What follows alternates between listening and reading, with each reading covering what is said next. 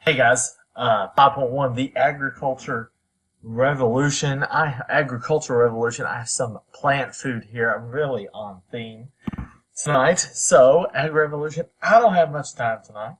So, we'll go ahead and get started about what this time period is. So here's the menu. How the agricultural revolution raised productivity and food supply. How the ag rev reduce the amount of farmers needed. What role did enclosure play in this? And then to describe the purpose and features of the cottage industry. A lot of things in there, but we're talking about a period here called the Agricultural Revolution, which takes place over the course of 2 centuries and involves the increased production of food, new methods of cultivation, and the Department of Agricultural Technology, among other things. So here is a medieval manor. This is the way that agriculture works in the Middle Ages. Basically, agriculture is the Middle Ages, and you have your small village here with your manor where your noble is, and then you have your village down the street or down the road with a church. The priest lives there, and then all the little houses, the mill to make grain, and then you have all the farms around the orchards, and you also have common pasture right here where everybody can plant a little bit of what they want, and then these fields go toward the nobility's stock and is sold and also consumed by the noble and their family at their discretion. So basically that's the setup. Just know, again, Middle Ages, very agriculturally minded, farm, rural settings to be sure, and then you got that common pasture there where you can have, say, your peasants go over there and farm what they want. Now, at the kind of the end of the Middle Ages, getting into the early modern period, people start to figure out this thing called crop rotation, which basically means you've got different fields with different crops in different places. And the idea is that if you move them around from field to field, as each year goes by, as each planting season goes by, you can have more consistent yields. The reason why is that as you move it from place to place, or let me back up. If you have the same crops in the same place year after year, say if I put some little cilantro in the same field year after year, it's going to suck those nutrients dry out of that field that cilantro needs. So I need to move cilantro around and combine it with, well, these are flowers. So a little basil. Okay, so here we've got some, and then some parsley. All right, so these are herbs. But anyway, if I got corn, potatoes, whatever I'm growing, I got to move them around from field to field so that they take advantage of the nutrients in that different field. And then every now and then, I'm going to let one field lie fallow, meaning that I'm going to have animals grazing in it and pooping in it to bring fertilizer so that fertilizing the field so that that field has the nutrients needed to get back on the saddle later. So basically this idea is crop rotation. The question is then, we have more consistent yields of crops. What does that mean for the rest of society? First of all, economically speaking, what does it do to crop prices, to plant prices, to food prices? Certainly the supply is up, right? But at the same time, supply is up, people are eating, people living longer, your demand will be going up because there's more people. So it's kind of a catch-22. Price is down because supply is up, but then price could go up because demand is up. So it kind of moves back and forth, and the market kind of takes prices here and there, but a lot of it is due to this crop rotation. So not only does crop rotation help consistently make more yields of plants, harvests are better and more consistent, but also we have some innovators. Jethro Tull creates what's called a seed drill, and that's displayed here in this picture, which instead of doing the old Johnny Appleseed thing, I'm going to basically make it to where I punch little holes into the ground and basically punch that seed right in a place where it's spaced out evenly so that my crops grow in a very consistent way. So like if I have some seeds here, and again I just like Johnny Appleseed this, like that, then if you look down here at my computer, I don't know if that's going to work or not. My chicken legs are in the way. But there's well, that doesn't work. Trust me, the seeds aren't really even on my computer. Blow them off there. Okay, so the seed drill, consistent crop placement, consistent crop growth. They're not growing on top of one another. Cornelius Vermeulen, something, decides, and he's a Dutch man, and the Dutch soil, the Netherlands soil, is very arable.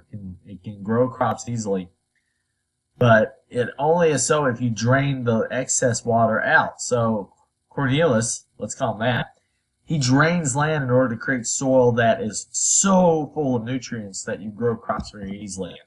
Robert Bakewell takes the best cows and the best sheep that he's got, and he breeds them together, creating super cows or super sheep. So again, you take the best you have, combine them together, and create super animals that then can do super things, like pull this seed drill and make bacon if they're pigs, whatever. So again, they have better methods. Does it lead to more money? Absolutely. These methods increase the yields that people can come out of harvest time with. They can grow more crops, sell it for more money, and this emphasizes growth in agriculture. So, we'll talk about this painting in class, but this is Mr. and Miss Andrews by Gainsborough. You've seen it before, actually. We talked about it with the England and the gentry, and we'll look at that again a little bit more in depth. But what is interesting, though, is that it's people like this, Mr. and Miss Andrews, who are behind a huge trigger change in English and later European society. It's called the enclosure movement. So again, agricultural techniques are better. So landowners who own so much land, if we go back to here, the landowner that owns all this land here is asking himself, is there a more efficient way that I can plant and harvest my crops or organize them so I can efficiently use my space? Well, the answer is yes. It is what is called enclosure, where landowners are going to throw up fences in order to specialize different plots in order to maximize profit. So what does that mean? So here we have in the left-hand side, this is what's called the open field system, and that's similar to back in the Middle Ages. But what this open field system is a way for everyone, basically, to own their own little plot of land. Open field, literally everybody can get in there. And in many cases, these pieces of land, again, all owned by the noble, but the noble lets any sort of peasant come in and basically farm what area he wants. Now, that's the way it was, okay? And these fields were unfenced, so I could grow some potatoes over there, and some spinach over here, and some kumquats. Is that a thing? I don't know. I made a word there. But anyway, you can grow anything you want in any place. But now with these new techniques, nobles realize, and when I say farmer, I mean rich farmers like nobles. If I'm more efficient with my space, if I plot out this area right here and put bananas, and this area right here and put strawberries, and this area right here and put beef jerky, then I can really maximize my area with seed drill, with the other techniques of which I'm not thinking of. So basically what they do is they throw up all these fences.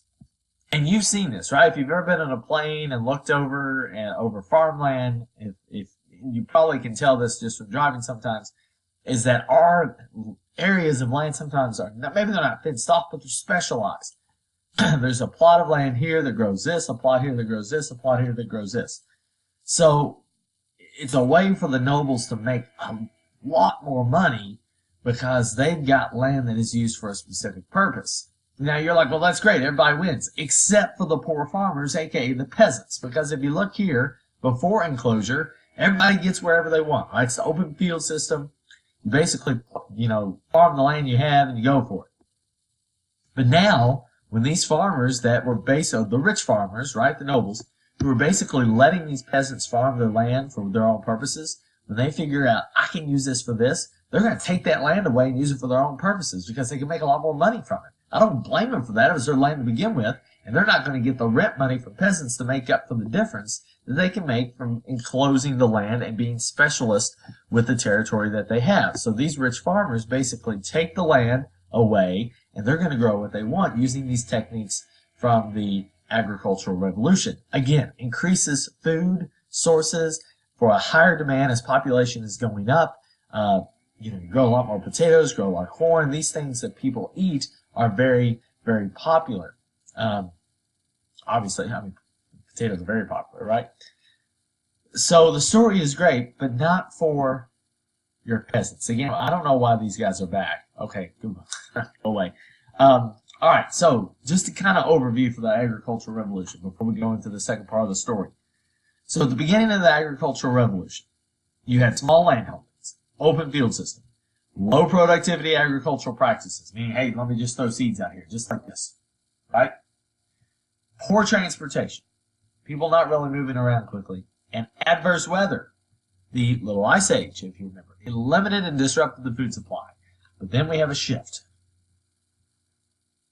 Agricultural revolution. Now we have steady population growth in the 1700s or the 18th century. It results from a more consistent food supply and some medical advances. We'll get into that a little bit later with the development of inoculation against smallpox and the disappearance of the plague. So people are living longer, eating better. People are living longer. Okay, but the question is, what happens to the peasants? The ones who were kicked off of their land, that the open field system they had, but enclosure kicked them off. Okay, enclosure, again, the fences go up, divide the land. The peasants are like, what do we do? Right? What do we do? Some are going to move to the cities looking for work. We're going to look in section 5.2 about what happens to those peasants. Okay?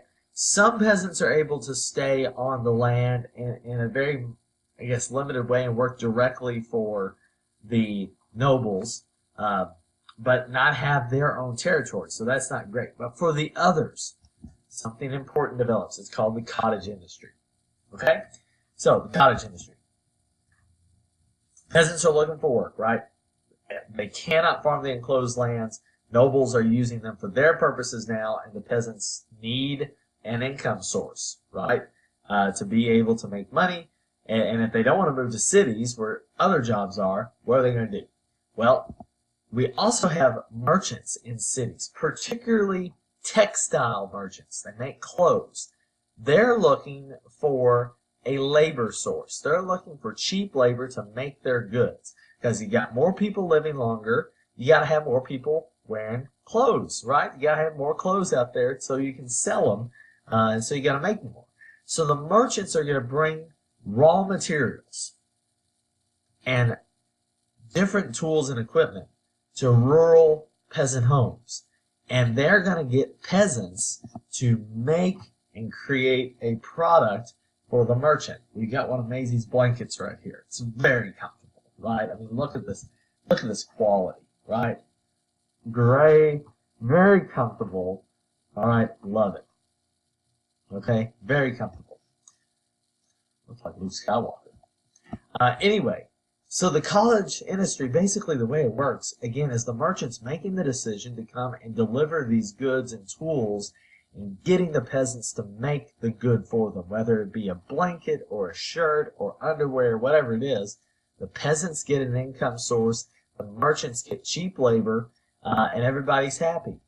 And it's also a family affair. It collects and solidifies family relationships because everybody in the family can work on the clothes. This is another example, though, of how labor and trade were increasingly freed from the restrictions put on them from the top, meaning that the economy is starting to take on a life of its own, and the middle class are gaining more and more influence due to some of their economic needs that they need. Businessmen and labor are making this decision themselves. The church, the nobility, the monarchy have nothing directly to do with this, even though the nobility kind of did with the enclosure. So, cottage industry, peasants making clothes at home for the merchants that bring them the raw materials. Now, just to close out, there's some problems maybe with this. The first is that, what's a good blanket, right? I mean, your family over here might make a blanket that is beautiful, and this one might have a hole in it. Right, so the quality of the good that's made could be inconsistent. Also, it's hard for the merchant to keep track of his collective labor source. He's going here, here, here, here, here, here, here to find and manage all of his families. Perhaps there's a way that the merchant can get all of his labor to come to him. I wonder what. Maybe there's a way that the merchant can build a place so that everybody goes there to make the goods.